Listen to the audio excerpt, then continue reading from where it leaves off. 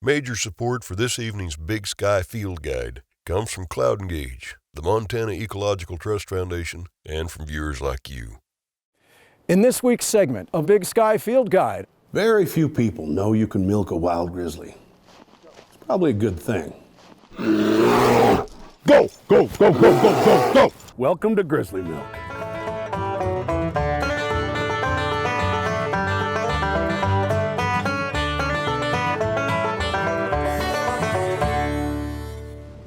welcome to Big Sky Field Guide. I'm your host, Grant Goodeve.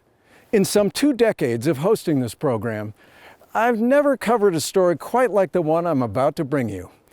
In this week's segment, part 1 of 2, we present the astonishing story of 2 brothers whose grisly discovery and use of cutting-edge web technology has transformed a most unusual 100-year-old family business and turned it into a global health craze.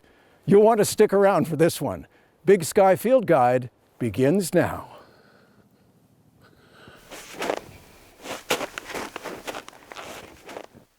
My brother and I, we grew up in these woods. We know every inch of this landscape. That's what keeps us alive. We're getting close. They smell different when they're hibernating.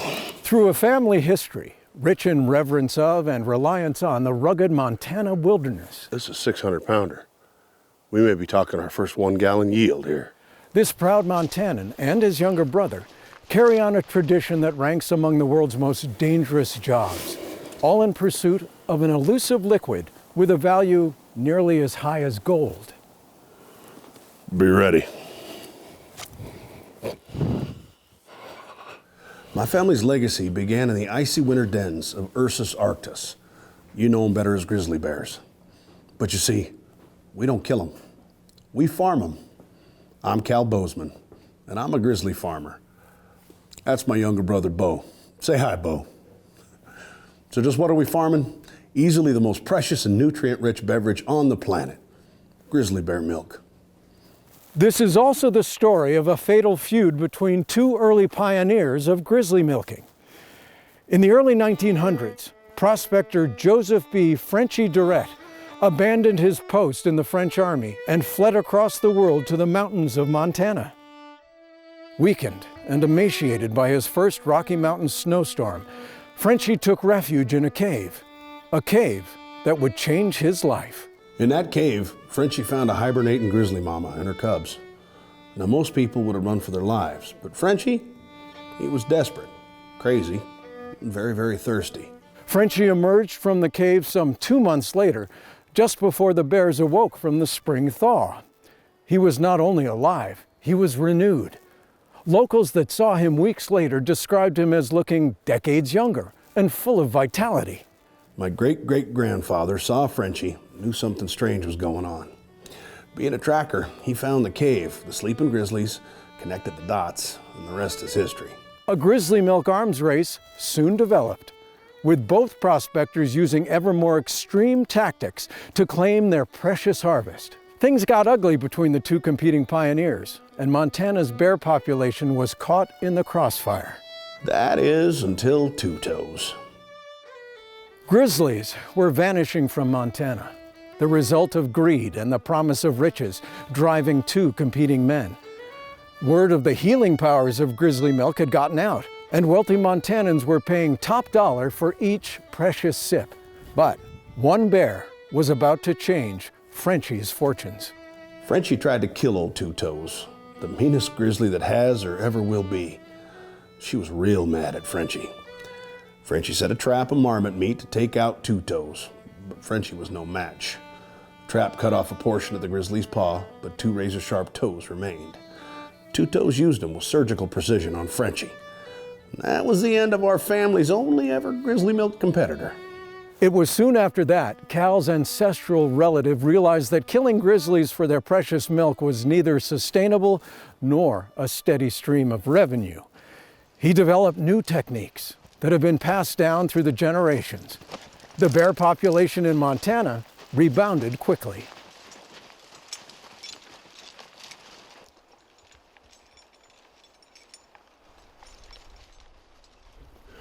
For a 600-pounder, we're gonna want the Gem 13. Sure you don't want a 14, boss?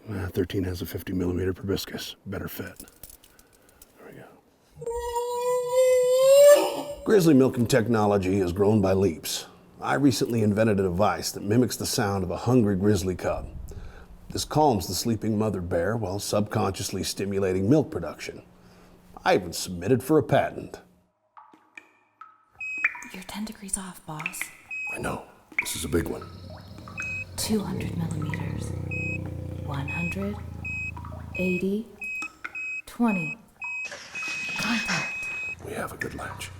Commencing extraction.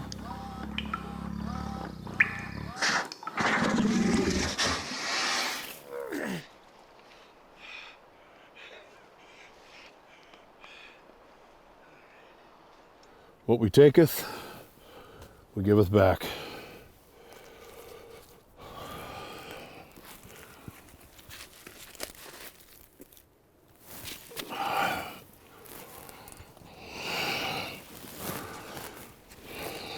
Cal's biggest challenge was convincing a skeptical public that this incredible milk was worth more than an average truck payment.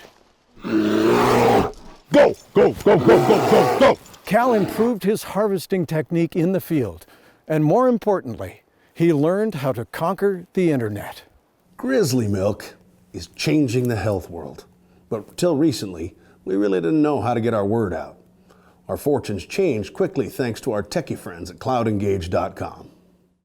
On next week's episode of Big Sky Field Guide, Welcome to Grizzly Milk.